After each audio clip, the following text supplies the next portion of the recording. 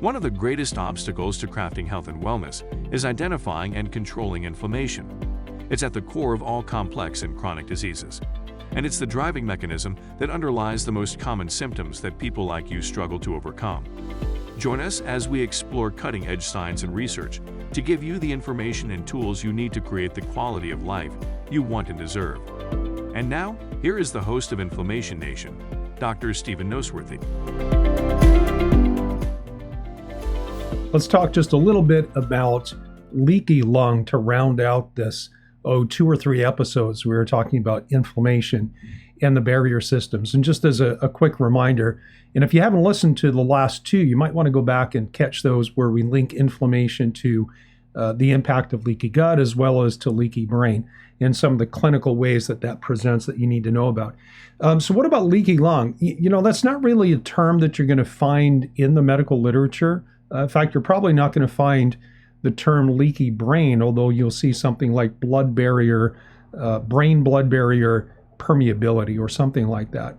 But leaky lung is a concept that by extension is quite valid because just as the cytoarchitecture or the structure and the cells and the tissues that are involved in keeping the gut barrier intact and keeping the blood-brain barrier intact, just like those are identical, so is the lining of the respiratory system. And so if you think about what barrier systems do, they separate 2 different compartments or 2 different environments, but there are ways that things can get into our body, like a cut through the skin, we can swallow them, or we can breathe them in. And so the lining of the nasal passage, the sinuses, and the respiratory tree, the bronchus, all the way down to the alveoli, all need to have some way to filter things out so that things that we don't want to get into our bloodstream don't get into our bloodstream. And when we see things like chronic bronchitis, when we see a history of recurrent pneumonia, or if it's just somebody who is the first person to get sick when cold and flu season comes around, they get sick multiple times, or they stay sick for very long periods of time and it's very difficult to recover, chances are that person has some kind of a leaky lung. Now, what are the impacts? Well, of course, localized inflammation. We see that whether it's with leaky gut or with leaky brain or with leaky lung, we see inflammation actually attached to the tissue that's involved in that barrier system. So it's kind of a localized inflammatory response.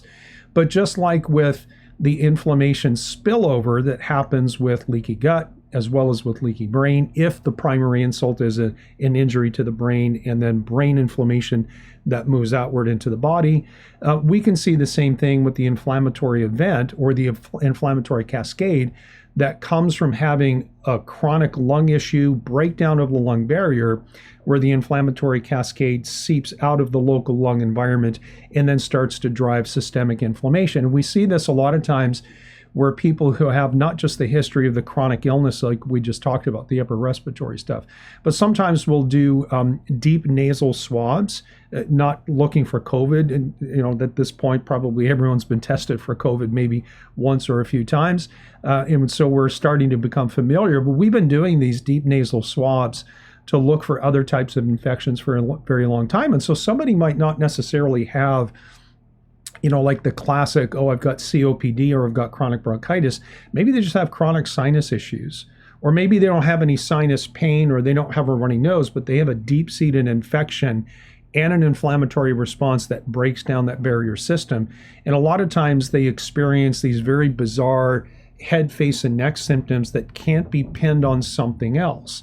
And so if I have a client who contacts me and wants to work together, and they start talking about having these weird sensations in and around their head, face, and neck, and nobody has been able to figure it out, whether or not they have a history of sinus infections or not, we might want to stick something up there and twirl it around, pull it out and send it off to a lab just to see if there's something growing in there that's causing this breakdown in the barrier system, which then leads again to not just local inflammation up in the sinuses, but can affect the entire respiratory tree and then spill out and cause inflammation into the rest of the body. So one of the key things about having or looking for or thinking about leaky lung is that unlike the valid scientific tests that we have for a leaky gut or a leaky brain, we don't have the same thing for the leaky lung. And so we rely on clinical presentation as well as, to be honest, educated guessing. And that's okay sometimes. Thank you so much for listening to the Inflammation Nation. If you found this episode valuable, please rate, review, and subscribe to our podcast. Be the first to know when a new episode drops so that you can stay on top of your game.